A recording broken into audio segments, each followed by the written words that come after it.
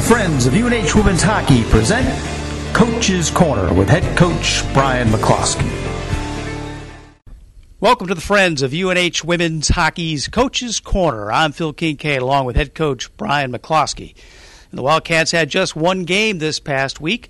They traveled up to Maine on Friday where they posted a 7-1 convincing win over the Black Bears.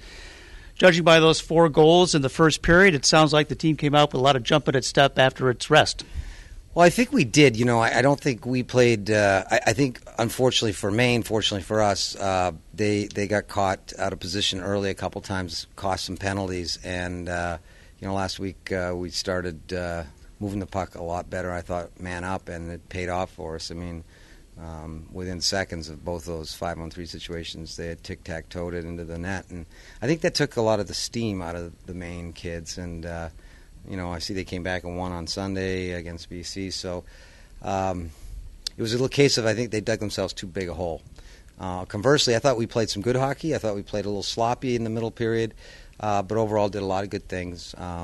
So pretty encouraged. We still, need to fine-tune some things heading down to Florida this week to see where we'll see the Badgers and probably the strongest, quickest team we face. So we're looking forward to that. One thing we talked about last week was that we're seeing more players getting sort of in tune with what the team is going or what the team is trying to do. And certainly in Maine, it looked as if, you had a lot of players on that score sheet. It looked like everybody's buying into the program. We did. They have. Everybody has. I mean, it was a really, really good night. I mean, we got contributions out of what we call our blue line, Sarah and Cuthbert and Julie Allen and Shannon Sisk scored several goals, and they played very well.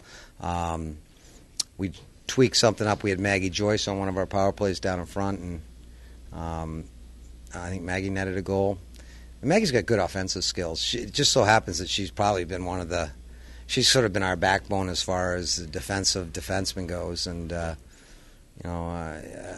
I was thinking last week of all the players that we've discussed having good weeks. Maggie is probably the most easily overlooked player on our team. We have several, but she gets overlooked a lot, and she's playing outstanding hockey again for us. And I don't think there's a better blue liner in terms of taking care of their own end than Maggie. So it was fun to see different kids, like you say, get on the score sheet, make contributions in addition to the defensive play, because sometimes it doesn't seem as rewarding.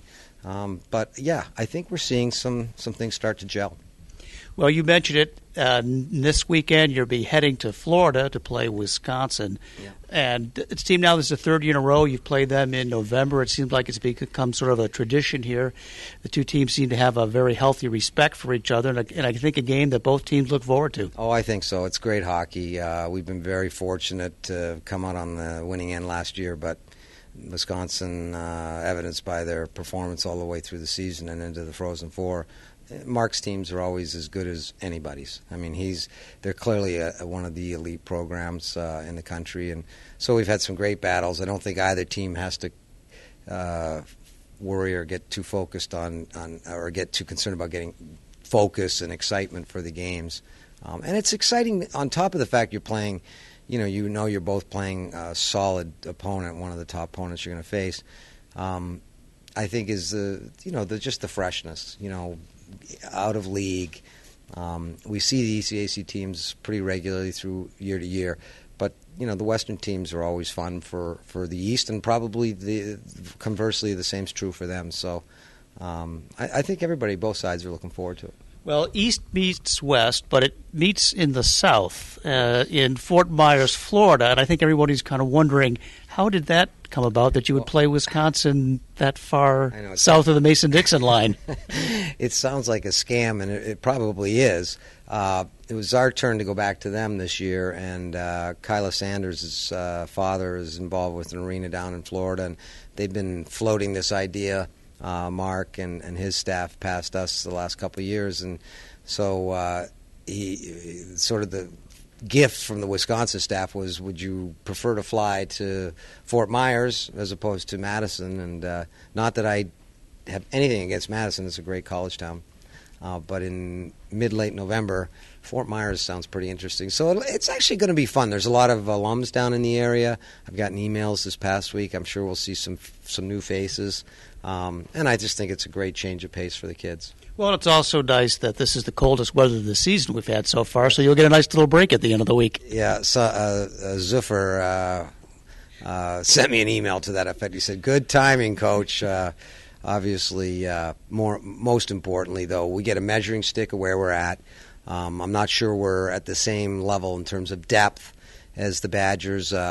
So it's going to be a serious challenge for our team, and they've got outstanding goaltending. I mean, they don't give up a lot. They got plenty of firepower. We'll have our hands full, but as I told the kids, it's an opportunity, and you don't get that many in your career, let alone in a season. So we're looking forward to going down and strapping them on and see what we got. Great, Coach. Thank you very much. We'll be back again next week for another edition of Coach's Corner. We'll take a look at that Wisconsin game and the game right after that, the day before Thanksgiving. You're back on the ice.